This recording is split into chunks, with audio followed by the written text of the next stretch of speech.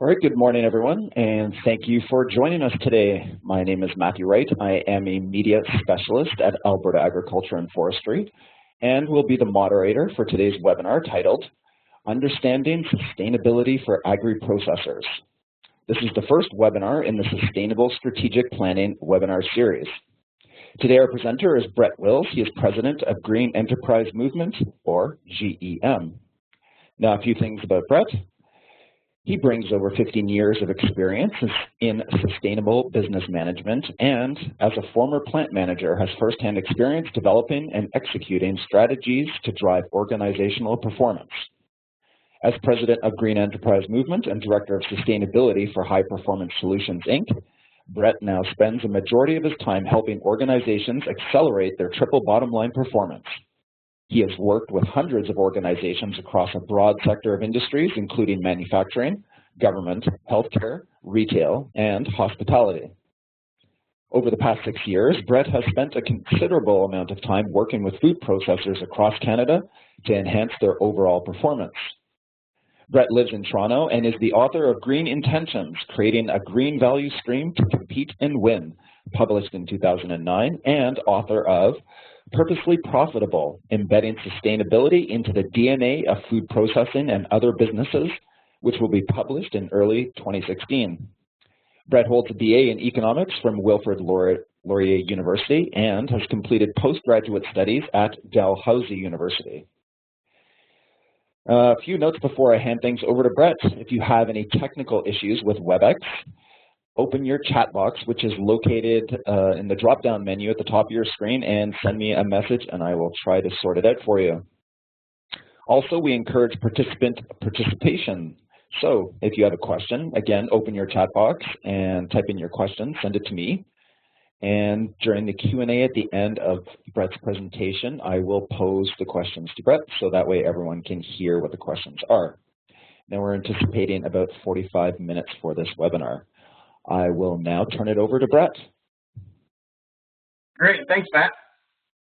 Well, good morning, everyone. Thank you for joining us in the first of a three-part webinar series on how to develop a strategy that is sustainable. The focus for today's session is understanding sustainability for agri-processors. It's important to have a good, solid understanding of what sustainability is at a high level and what it means to your organization before you get into actually developing a strategy that integrates sustainability. So,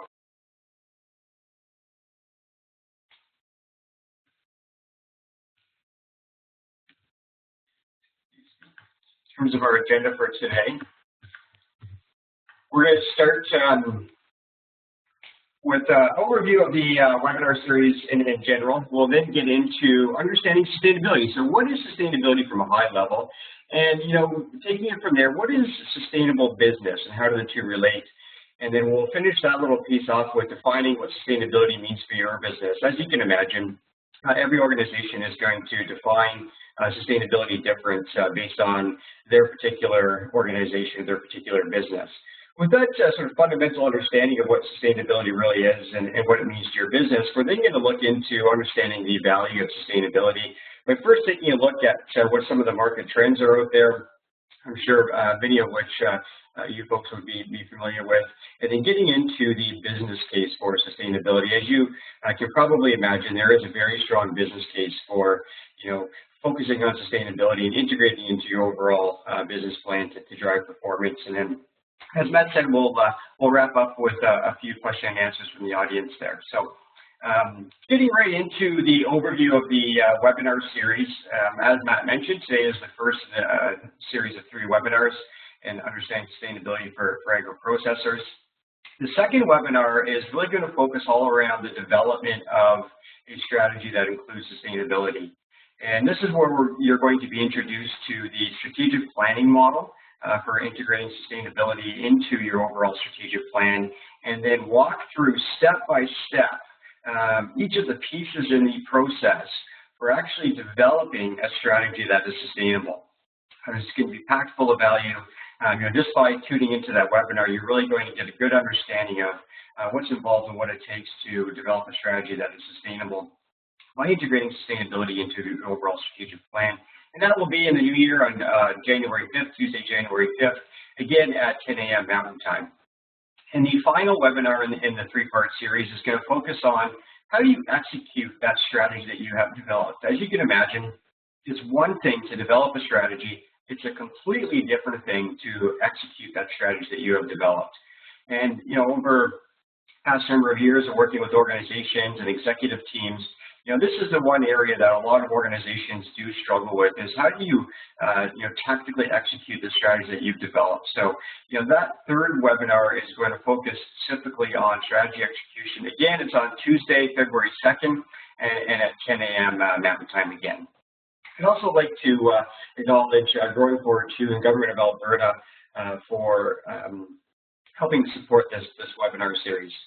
Great organizations and great programs to be involved with there. So let's get right into it here, folks. Being conscious of everyone's time, everyone's schedules, want to make sure we get everybody out here on time. So, at a very high level, it is important to understand what sustainability really is, and I'm sure that many of you have heard this term thrown around out there, and there's many definitions out there of what sustainability really is. And one of the most quoted definitions of sustainability, or the most famous definitions of sustainability that is out there, if I can say that, is a definition that comes from a report that's called Our Common Future, which is a report of the Brundtland Commission, which was set up by the UN back in the early 80s. And at a very high level, they define sustainability very simply as the ability to meet the needs of today's generation without compromising the ability of future generations to meet their own needs. Now, that's sort of a great starting point, and gives you a sense at least of what sustainability really is. But it leaves many questions unanswered, and particularly in the business field, a lot of business leaders began to ask, what does that really mean, and how does that apply to business? And over a number of years, there has been a definition of sustainability that has evolved with regards to business, and that looks something like this. What you see on your screen right now. Some of you may have seen this diagram before, and it takes the higher level concept that was brought forth by the Brundtland Commission and says, well, how does that relate to business? And what it really comes down to is that sustainability is expanding the notion of what drives organizational or business performance. In that, organizational performance is not simply realized or achieved through a focus on the bottom line financial profits of an organization. What it's really all about, sustainability is expanding that notion of, successful businesses will optimize performance and realize the greatest benefits through a focus on the triple bottom line. And the triple bottom line brings in the social, environmental, and economic aspects. And through a focus on these three dimensions, what it really does is it becomes the driver at the end of the day for fiscal profit. So, there's many terms out there for sustainability, as you can imagine. Triple bottom line is one of them, people, planet, profits. ESG is another one, which stands for environmental and social governance. But it's really expanding your thinking and your typical sort of idea of what drives business performance to look at additional factors or, additional dimensions in terms of what's going to make the business successful. So while this is great, it also, begs many questions. So, what exactly is meant by environmental sustainability, or what exactly is meant by social sustainability or economic sustainability? So I think that it's important that, we go through each of these dimensions in turn so you have a better understanding of what each of these is really all about. So let's start with the, most popular form of sustainability that people think about when they hear that word, which is the green side of things, right, or environmental sustainability. And, there's, many ideas of what it means to be green or what environmental sustainability really, really is all about. And it's important that organizations have a clear understanding of what the end goal is with regards to going green or realizing environmental sustainability. And it's important for a few reasons. The first reason is that you need to understand where your organization is on that green continuum or on their journey towards being green or achieving environmental sustainability. So understanding where you are allows you to determine where you need to go next and how you get there. So having a clear understanding of where you are on that journey is important. And furthermore to that, understanding where you are on sort of that green continuum allows you to communicate to internal and external stakeholders where you are along that journey. And as you may have experienced, you can imagine more and more people are wondering what organizations are doing with regards to this type of stuff. So if you don't understand ultimately what you're trying to achieve, you don't know where you are in that continuum, and therefore you may be improperly communicating the level of greenness, if I can call it that, that your organization is at. And there's a number of dangers in doing that. It's a concept in our field that's known as greenwashing, where you over-embellish the environmental attributes of a product or of a service or of an organization. And when you get caught greenwashing, organizations, suppliers, other stakeholders, customers, they're going to lose confidence in you and lose trust in you if you're miscommunicating where you are with regard to this stuff. What else are you miscommunicating? So it becomes sort of a slippery slope. So understanding what we're trying to achieve here and where you are along that continuum is certainly very valuable. So as you can imagine, going green, or the concept of green is a pretty slushy term, but there was a definition of sustainability that came out a number of years ago. It was developed by an organization called the Natural Step, which is a worldwide global organization focused on sustainability.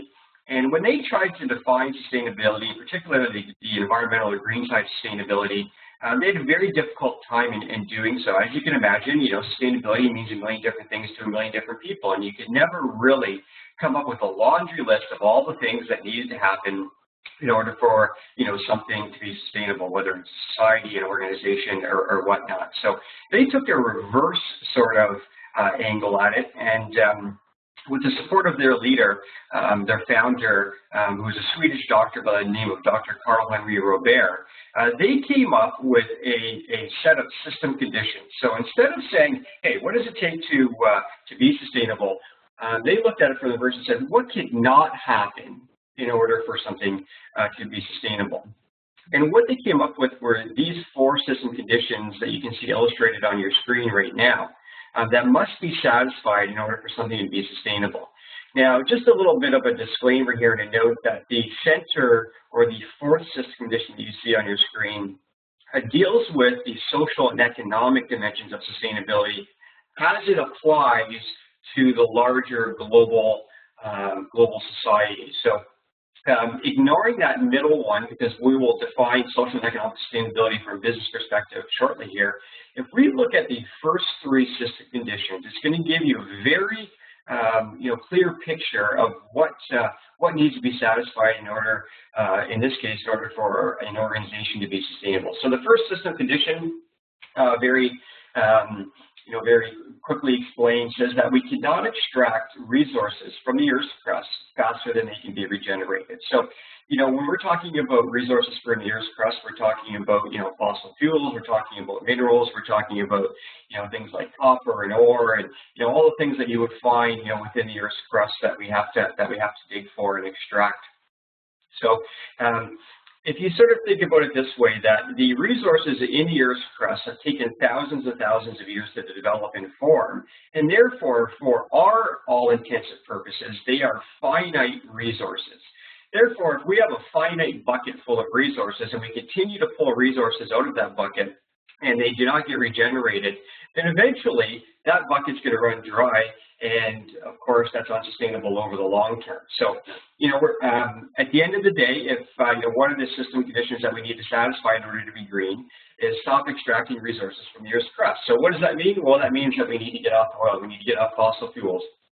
We need to stop, extracting resources from the Earth's crust, such as copper and ore and different minerals and stuff.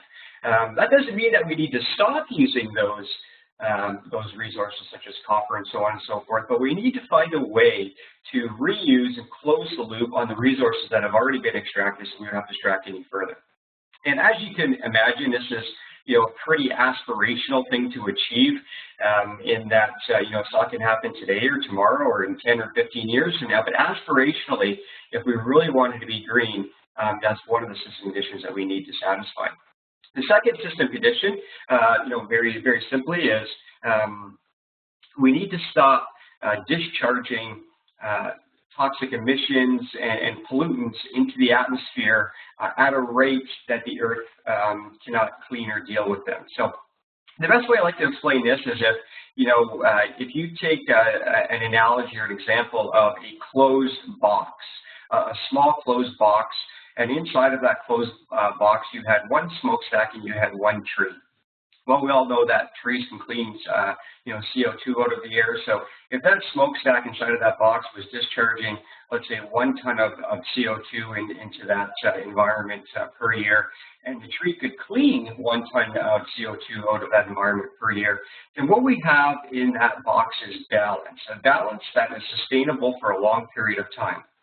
Now, as soon as that smokestack in that box discharges more than 1 ton of CO2 into that atmosphere, that environment, the tree can no longer keep up with it. It can no longer clean it.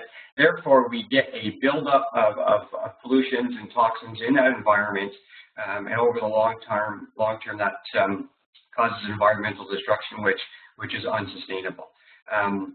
Further to that, not only do we have to make sure that we're releasing pollutions and toxins in the environment at a rate that can be dealt with and cleaned by the Earth, we have to make sure that we do not discharge elements, toxins into the environment that the Earth has no ability to deal with or clean, right? So, these are things such as fire retardants and, different types of metals and pesticides and things like that. So, as you can imagine, again, this is aspirational, and we're not going to achieve this today or tomorrow, but it's over a long period of time that we need to make sure that we're doing things at a rate that is sustainable in terms of any pollution or toxins that we're releasing into the environment. Now, it's also important to note here that certain levels of CO2 discharge or emissions discharged in the environment is tolerable by the Earth. The Earth is very resilient, and in some cases it's required by the Earth. So I'm not saying to stop it all, but we just need to do it at a rate that is more sustainable. So that's the second system condition. The third system condition is that we cannot destroy surface level resources faster than they can be regenerated. So the example I give here is has to do with a lake and fish in the lake. Resources in lakes and oceans are still on the surface. They just happen to be underwater right now.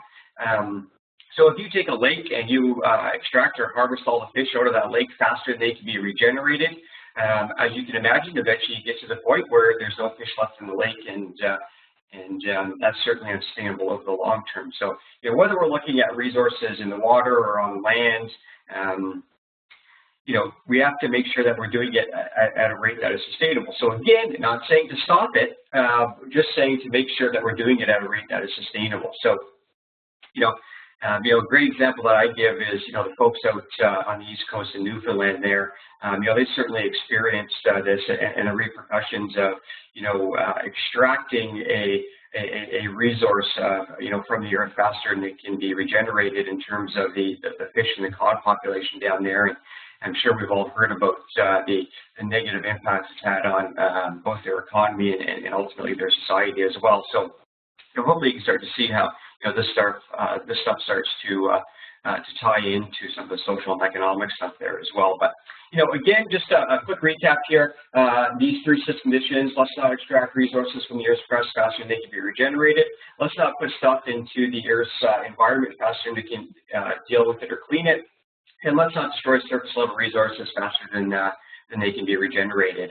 And it's not until we have fully and completely satisfied these first three statistical conditions as laid out by the natural step, that we can say that we've achieved environmental sustainability or that we're green. That's very important to understand. Having said that, I've been working in this industry for quite a long time now, and I cannot tell you of one company in the world today that is green or environmentally sustainable. There's a lot of companies out there that are moving in the right direction. There's a lot of companies out there that are getting close, but there is not one company that I know of today that fully and completely satisfies these three system conditions. So, understanding what you're ultimately trying to achieve, where you are along that journey, will not only help you in your planning and determining where you need to go next, but also in communicating what you're doing and where you are in this journey to internal and external stakeholders. So moving on here, let's look at the social side of sustainability, which I get lots of questions on. And a lot of people, when they think of social side of sustainability, really think about the charitable or philanthropic side of it, but it's actually much more than that. One way to look at it is to break it down to sort of three subcategories. So those three categories being people, partners, and community. And when we're talking about the people side of social sustainability, what we're really talking about here is what are we doing to attract and retain the top talent to our organizations? In other words, what are we doing to be the employer of choice for our area, for our industry, so that we have the very best people working for our organizations?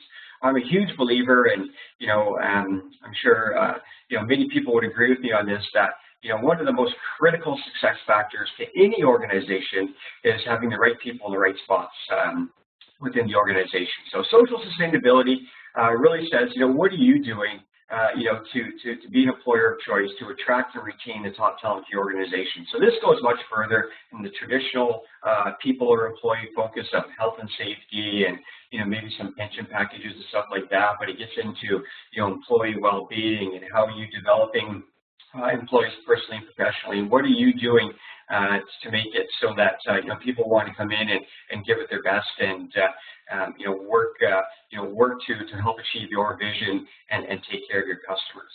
The second sort of subcategory of social sustainability has to do with partners, and by partners what I mean is suppliers, customers, and other key stakeholders that help to drive your business. So when it comes to suppliers, what social sustainability is really saying is, what are you doing to become the customer of choice for your supplier? Now that may sound funny, but at the end of the day, what we're seeing more and more of out there is disruptions and volatility within supply chains, especially on the agricultural side. We're seeing a scarcity of raw materials and products and so on and so forth. And, in order to, meet our customer expectations, to continue realizing and moving towards the visions for our organization, we need to ensure that we have a strong, stable supply chain. So, I look at it like this. If your supplier, your key supplier, had one shipment of goods left because there was a material shortage or a resource shortage, and they had one shipment of goods left to go, would they choose you as the customer that they're going to ship it to, or would they choose your competitor, right? So again, are you the customer of choice for your suppliers? On the customer side, are you the supplier of choice for your customers? Will your customers remain loyal to you? Do your customers enjoy working with you? So what are you doing as an organization to be the supplier of choice for your customers? You may be their only supplier today, but as soon as another one came into the market, would they immediately jump ship and move over to one of your competitors because you're not, in their view, a supplier of choice for them? And when it comes to the other key stakeholders in terms of partners, it's what are you doing to develop long-term, mutually beneficial relationships with these key stakeholders? And key stakeholders could be anything from government organizations such as Alberta Agriculture and Forestry, to NGOs, to key stakeholders such as banks or industry associations. What are you doing to develop long-term, mutually beneficial relationships with them? As many of you may understand that having these good partnerships with key stakeholders is a critical component to success, especially in this industry. Now, the third component, which people immediately want to jump to or think about when they're talking about social sustainability, is sort of philanthropic side, or what are we doing to strengthen the communities in which we operate. And what sustainability is saying is that in order to really have a positive long-term impact on your community, you need to do it in such a way that you can continue it for a long period of time. So, sustainability says that we need to change our thinking a little bit when it comes to philanthropy. And we need to get more strategic about philanthropy, which is why I tend to call it, strategic philanthropy, or another term that is widely used now, that was coined by a professor at Harvard University, Michael Porter, is organizations need to move towards this concept of what's called creating shared value. And this is where we're creating value for the community and for society, but at the same time, we're creating value for the organization itself. Because if we can create that shared value in that we're giving back and strengthening the community and societies in which we operate, but we're also creating value for our organization, it then enables the company to continue doing this over a long period of time. Whereas if we're just writing checks for the local ball club or a local organization, that's great, but as soon as maybe there's a bad year, or the financials aren't looking too great, then that may stop. But if our philanthropic efforts are strategic and they create shared value, something that we can see for a long period of time. So a great example of this actually comes from outside of the food industry, a little organization that some of you may be aware of called Facebook. And Facebook has a philanthropic arm that's called the Internet, or Internet.org. And by their stats, they say that 33% of the world's population is still not connected to the Internet. Some people think that number is much higher. And you can imagine some of the struggles that people who are not yet connected to the Internet will have. So they've developed this philanthropic organization called Internet.org, and their goal is to connect the remainder of the world, every single person, to the Internet that wants to be connected. And they're doing that by setting up the infrastructure, putting the servers in place, and putting everything in place that needs to be put in place in order for the rest of the world to get connected. Now, that's a great thing to do. That's a great thing to do for society. Now, if you think about it, Facebook benefits from this as well, right? So every additional person that they connect to the Internet is potentially a new Facebook user, right? So you can see how doing this not only creates value for society and for communities, but it also creates value for the organization. So that's really what we mean by creating shared value. So when it comes to social sustainability, that's what we're talking about: people, partners, and community. Now, economic sustainability is probably one of the most widely discussed in the sustainability circle these days. So what does economic sustainability really mean? And, a lot of folks are really coming to the conclusion that it's, but much more than, pure fiscal management. It's about, much more than, the cost, quality, delivery types of things. But, it's really about what are we doing today to be able to sustain the financial performance of our organization 10, 20, 30, 40, 50 years from now. So in other words, what are we doing today to keep our doors open 10, 20, 30, 40, 50 years down the road? And how we do that is through, again, a focus on sort of three subcategories here of what are we doing to drive innovation, right? What are we doing to come up with new products, services that are adapting and realizing the needs of our customers and the market requirements out there? What are we doing to focus on agility so that we have the ability to adapt and respond to different changes in the marketplace? Right. So in the food sector, it's, what are we doing to, develop and innovate healthier foods as we see this happening in the marketplace? And do we have the agility to adapt and respond to what we're doing right now to be able to, meet those requirements? And the third sort of piece here in economic sustainability is this concept of resilience. So what do we have in place to respond or bounce back from a business disruption or disturbance? And this business disruption or disturbance could be anything from droughts, to terrorist attacks to dramatic weather occurrences, right? So, what are we doing to be able to, bounce back from, one of those business disruptions? And in that sense, it's all around decentralization, to make sure that we've decentralized, everything from our people to our data to our information to our markets, so on and so forth, so that we have the ability to bounce back. So, a great example that I give here, again, from outside of maybe the food sector here, of an organization that is doing the opposite of what economic sustainability is trying to do. So the antithesis of economic sustainability is this little organization called Blockbuster Video. I'm sure many of you are familiar with them, and some very smart people running that company, but it still boggles my mind how, these smart folks can sit in a boardroom and look at, what's happening in the marketplace and still be convinced that people are going to walk into a brick and mortar store and rent a video. And, when they look at things, like Netflix or Apple, so on and so forth, they didn't recognize that that was where the market was going, and they weren't innovating to move in that direction. They didn't have the agility to adapt and respond.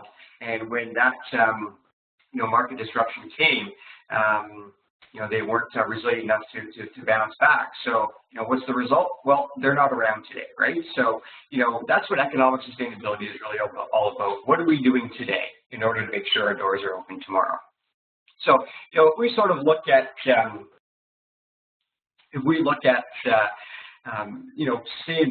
sustainable business from a high level again, again, it's those three dimensions, and hopefully you now have a better idea of what those three dimensions are. But if you wanted to sort of put a definition to it, I like to define it as continuously improving social, environmental, and economic performance across the entire value chain. And that's important to understand that, because it's not just inside of our four walls. We eventually want to move this into our supply chain and out to our customers as well. So now the trick here, what I like to call the opportunity here, is how do we balance our focus in each of these three different areas? So as you can imagine, as you have seen, that this sustainability stuff isn't all new. We've been focusing on our people and our customers and our suppliers for a long time. It's, sustainability is bringing a different view or a different lens to our business to say, hey, let's look at all these dimensions, all these aspects of what drives organizational performance, and are we missing anything, or are we stronger in one area than we are in another, and how do we balance that out, right? So, we don't want to be too far out in any one of these dimensions. We could be the greenest company in the world, but if we don't have orders coming in the door, that doesn't matter. That's unsustainable. At the same time, we could have all the orders coming in the door today, but if we're not driving innovation, we don't have the ability to adapt and respond, those orders may dry up pretty quickly. Again, we could, be a really good company in terms of, environmental performance and maybe economic performance, but if we don't have the right people, to drive and support that, or we don't have the right partners to support that, that's unsustainable over the long run as well. So, sustainability is about much more than going green. It is about looking at all the profit drivers within our organization, looking at all the things that drive the performance of the organization, and saying, hey, are we looking at all these things? Are we focusing on all these things? And how strong are we in each area? And let's try and balance that out and continuously improve each one of these areas, ongoing over time. As you can imagine, sustainability is going to look different for every organization out there. So, every organization will have their own unique definition of what sustainability means, relative to the three dimensions that we saw. And this will be based on a number of things. So, the first thing, really that helps define what sustainability means to a particular organization is looking at their material impacts. This is particularly true on the environmental side. So, one organization, may look at their material impacts. Maybe they use, lots of energy, or they have lots of transportation. So that will, help define what environmental sustainability means to them, what they need to focus on from an environmental sustainability or a green perspective. where maybe another organization doesn't use much energy, they don't have much transportation, but they use tons of water, let's say, right? So, that becomes a material impact for them. So then that helps them define what environmental sustainability means to them. The other things that are going to help define this are, what are the factors that are critical to organizational success? So, when you look at things like, the social side of sustainability, every organization, in my view, really should be looking at people as a critical success factor. But on the other side, if you're an organization that doesn't, maybe have many concerns or a large supplier base, may not see, in terms of social sustainability, partner sustainability as a critical, success factor to the organization. So that'll help develop and shape their definition of sustainability as well. Another big driver for determining how an organization defines sustainability in terms of what's important to them is based on the interests of their stakeholders. So whether it's internal stakeholders, external stakeholders, being customers, NGOs, so on and so forth. This will also help determine what sustainability means to them. So, as an organization, understanding that sustainable business is all about, focusing on the triple bottom line of social, environmental, and economic, looking deeper into each one of those dimensions, what does environmental sustainability mean to your organization? What are the things that are important for you to focus on? When it comes to social sustainability, what does that mean for your organization, and what's important for you to focus on? Is it, people, all of the partners as mentioned, and the community, or is it, maybe only a few of those pieces there, right? So, and of course, current market conditions and global sustainability trends in terms of, climate change and all that sort of stuff as well will help to determine, what sustainability means to your organization. So clearly, while the definition of sustainability and sustainable business at a high level is pretty static, defining sustainability for your own organization will be, rather dynamic process, and that, it'll mean different things to different companies. So moving on here, and having an understanding of what sustainability is all about, what sustainable business is, it's important to understand the why, right? So, why is this important? What is the value in, focusing our attention and our efforts in this direction? I have yet to walk into a company in all the years that I've been doing this and, not see busy people running all over the place and doing all kinds of stuff, just to try and keep, things on the rails.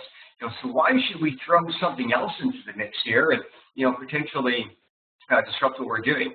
Well, there's many reasons, for doing this. And I think it's, in order to understand these, it helps to, start to look at what's happening out there in the marketplace. What are some of the key trends that are happening, specifically in, the agricultural, the food sector? Sustainability is, really taking off. It's no longer a nice to do. It's something that is a critical ingredient to competing and winning, in this fiercely competitive marketplace. So, some of the things that are happening out there, and this certainly isn't an exhaustive list, is that the consumers, are changing their preferences. This consumer landscape is changing. More and more consumers, especially when it comes to food, are finally making, the association between what they put in their mouth and their health, right? And also where their food is coming from. What are they feeding their children? What are they feeding themselves? And, surprisingly enough, when, consumers are voting with their dollars when they're at the store in terms of, purchasing the more sustainable or the greener products, the number one category that people are doing this is with everyday groceries. And I was a little surprised when I first saw this, but it makes sense. You would tend to think that maybe it's the big purchases such as electronics or stuff like that. But it's really the everyday grocery stuff, the produce, where people are really starting to make these types of choices. So that's something certainly to be aware of. Are you offering a sustainable choice to your consumers? Even if you're not shipping directly or selling directly to an end consumer, eventually it's going to get there. So are you offering what they're looking for? The second thing is this increasing pressure from the different retailers that are out there, the different food service organizations, the different restaurants. They're driving this stuff in the supply chain, and they're looking for partners that are committed to this type of stuff, that are moving this direction and have a strategy and they have a plan for getting there. They want to see, what their suppliers are doing because their consumers, their customers are asking for it as well. And that they understand that organizations that are focused on this stuff are going to be more successful. They're going to be higher performers, so on and so forth. So whether it's the Sobeys of the world, the McDonald's of the world, whoever it be, there is definitely increasing pressure from these folks out there as well. Expanding regulations, of course, don't have a lot of stats for you on this, but what they're going to tell you is that the screws around environmental and social risk legislation are not getting any looser, right? So there's all kinds of new stuff coming down the pipe. There's already regulations that exist. With the new Liberal government coming into place, whether you like it or not, it's there, right? So, there's a lot of talk about a national cap and trade program, right? That would cap the amount of carbon discharge and, force you to pay if you go over that cap. So there's all kinds of stuff that's happening here in terms of, regulatory issues that if you are a leader and getting engaged early on the sustainability stuff, you won't have much to worry about because you'll be addressing all this stuff, way ahead of the curve. So the other thing is employees are looking for this stuff, especially, excuse me, the younger generation.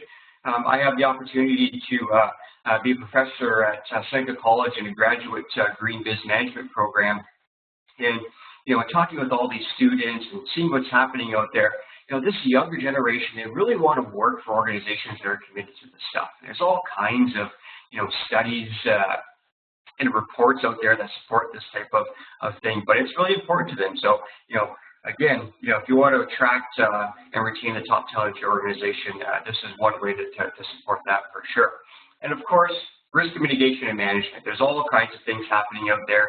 Everything from resource scarcity to the regulations that I talked about, the changes in the marketplace, rising energy and commodity prices, scarcity in terms of resources and water, all kinds of new reporting requirements and expectations from stakeholders. And of course, in the world of, social media where, one thing can be, instantly broadcast to the world within seconds, people are really keeping a close look at what's happening out there in terms of what organizations are doing. So if you're a leader in this area and you're engaged in this stuff, it's really going to support risk mitigation and management. And of course, there's a strong business case for this stuff. This isn't some sort of lefty tree hugger movement that's nice to do when you have some extra time on your hands. It is a better way to make a bigger profit. And that comes through direct cost savings, right? So whether you believe in climate change or not, whether you think David Suzuki is full of it, at the end of the day, if you use less energy, you spend less money. If you use less water, you spend less money. So it's not a debate, it's not a discussion, it's plain and simple. You use less energy, you spend less money. You attract and retain the top talent in your organization, you save money, right? So there's certainly direct cost savings there. As mentioned earlier as well, it's a great way to retain and attract employees. And certainly if you want to attract and retain customers, as I mentioned before, the retailers out there, the food service organizations, the restaurants, they want suppliers who are focused on this stuff and moving that direction and will support their own sustainability efforts, right? So, you may have a customer today, but if you fail to move in this direction, you may not have that customer tomorrow. I sort of look at it as, from a quality food safety perspective. A number of years ago, it may not have been a requirement to have these things in place, but today you don't get an invite to the game unless you have these systems in place. It's going to be the same thing when it comes to sustainability. Today, it may be a differentiator. Tomorrow, it's going to be an expectation in order to even bid on projects and initiatives. So, also risk management. You put all this stuff together, you spend less money, you have the best talent in your organization, you have a great customer place, market penetration, you're managing your risk. What's it do? It drives profit, drives shareholder value. There's many people out there that throw numbers around, but one of the gurus out there is a gentleman by the name of Bob Willard. an Ontario native, and he's put this number out there that less than 5 years, organizations can increase their profit by 35% for the larger companies and up to 50% for smaller organizations. I've seen this over and over again.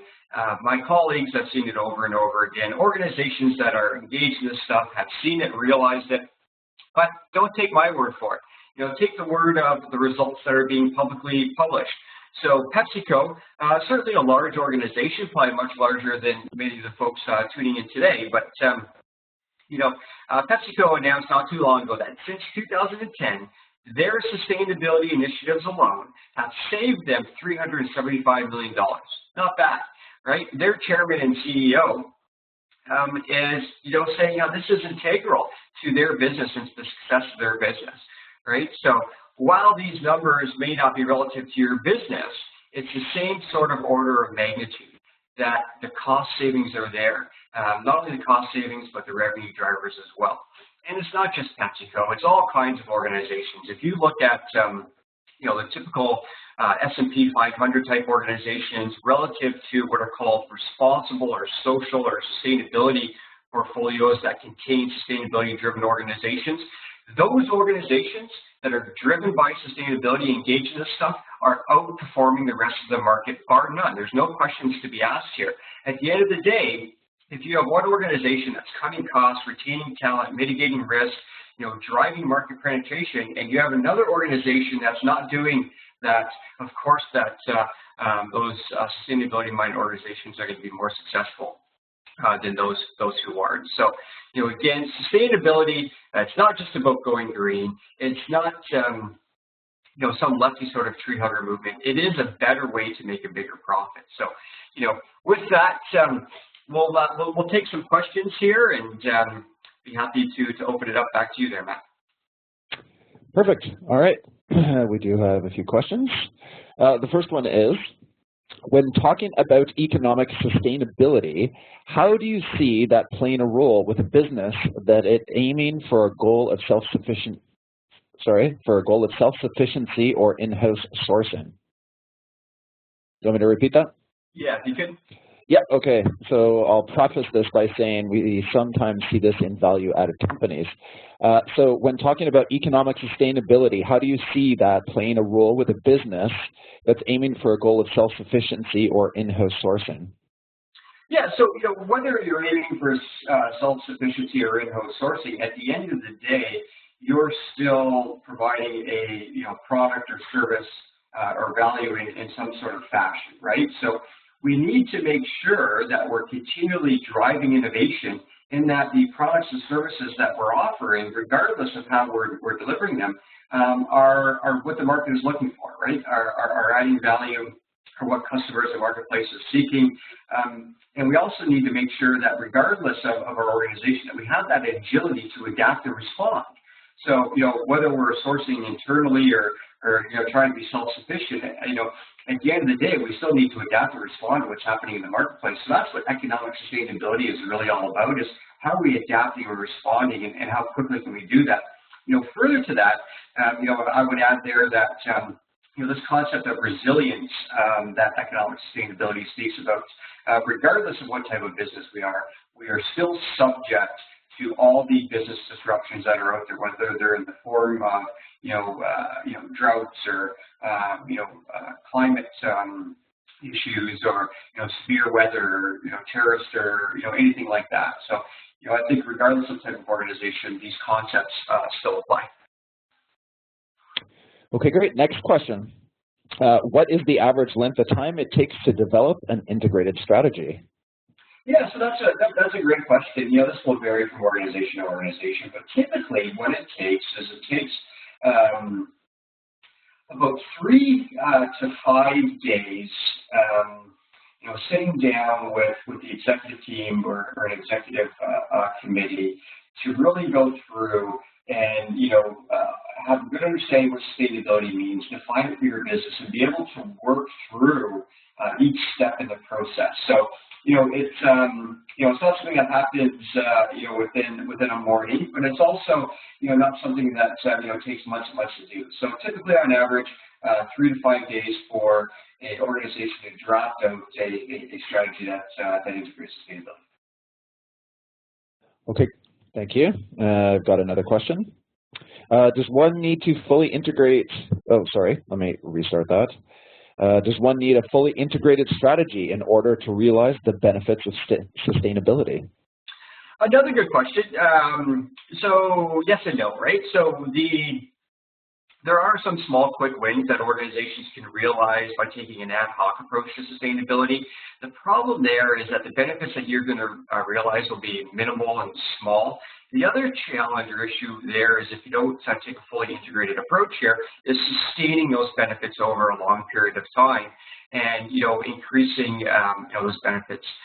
So while organizations, if they want to take an ad hoc approach, could realize maybe some small quick wins to begin with, those will very shortly peter out, and it'll be very difficult to embed those benefits into the organization to realize them over the long term. So, yeah, sure, you can get a few quick wins under your belt, but if you really want to start to realize the benefits, the integrated strategy is really the approach.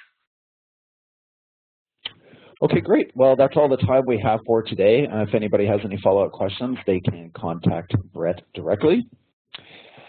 So, as he said earlier, there's his contact information. The next webinar in this series, Sustainable Strategy Development, takes place on Tuesday, January 5th, 2016. Oh, Lord. At 10 a.m. You can register for that from our homepage. Under the Spotlight section, there is a link that says Webinars. So I'd like to thank Brett for taking the time to share with us today, and thank you as well to everyone for attending. That concludes today's webinar.